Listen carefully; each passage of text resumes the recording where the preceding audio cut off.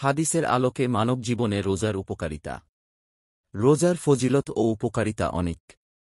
হাদিসে এ সম্বন্ধে বিস্তারিত বিবরণ রয়েছে।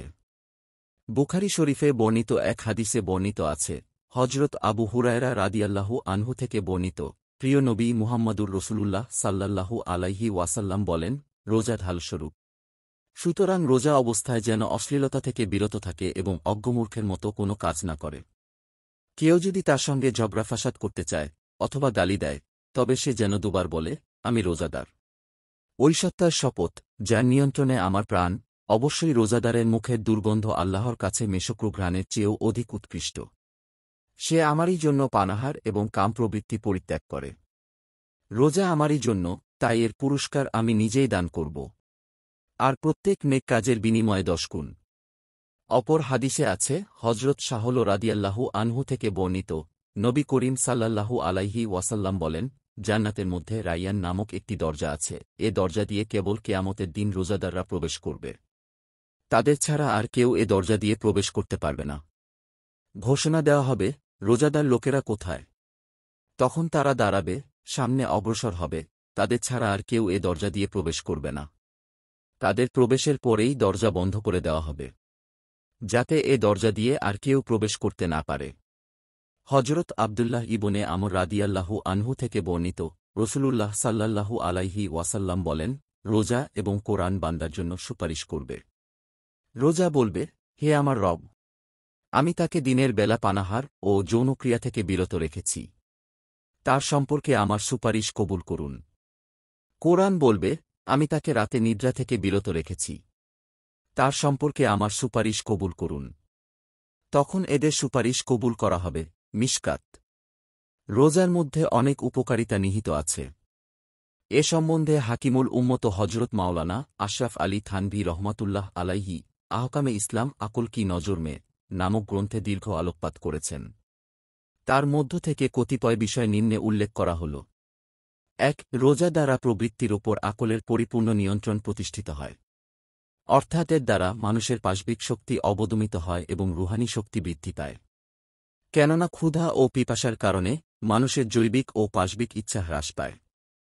এতে মনুষ্যত্ব জাগ্রত হয় এবং অন্তর বিগলিত হয় মহান আল্লাহ রাব্বুল আলামিনের প্রতি কৃতজ্ঞতায়।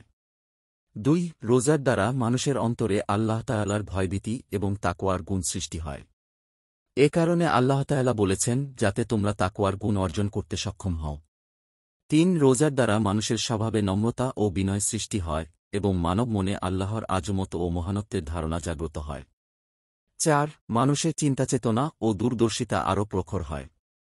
৫. রোজার দ্বারা মানব মনে এমন এক নুরানি শক্তির সৃষ্টি হয়, যার দ্বারা মানুষ সৃষ্টির এবং বস্তুর গুরহস্য সম্বন্ধে অবগত হতে সক্ষম হয়।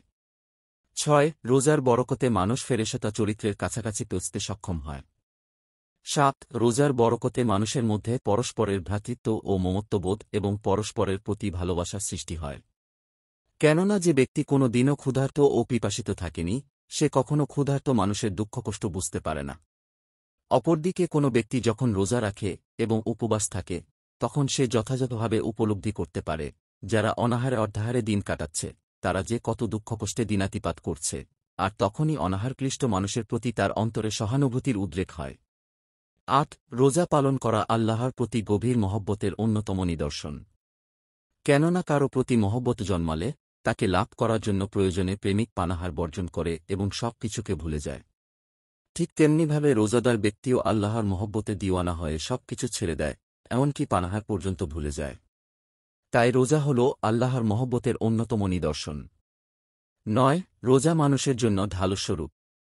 কেননা একজন রোজাদারকে শয়তান কখনো পরাস্ত করতে পারে না। মানুষের ভিতরে প্রবেশ করার সব কুণ্ড প্রবৃত্তির যেসব দরজা রয়েছে, সেগুলো সম্পূর্ণরূপে বন্ধ হয়ে যায় তথা নিস্তেজ হয়ে যায়। কোনো প্রকার চাহিদা থাকে না, যার ফলে শয়তান প্রবেশের কোনো সুযোগ পায় না। যেন সে মানুষটি শয়তানের কাছে দুর্ভেদ্য প্রাচীরে রক্ষিত। যেমন ফেরেশতার কোনো চাহিদা নেই, তাকে ধোঁকা দেওয়ার কোনো সুযোগ নেই। তাই রোজা প্রতিটি মানুষকে সব অন্যায়, অশ্লীল ও গুনাহর কাছ থেকে রক্ষা করে।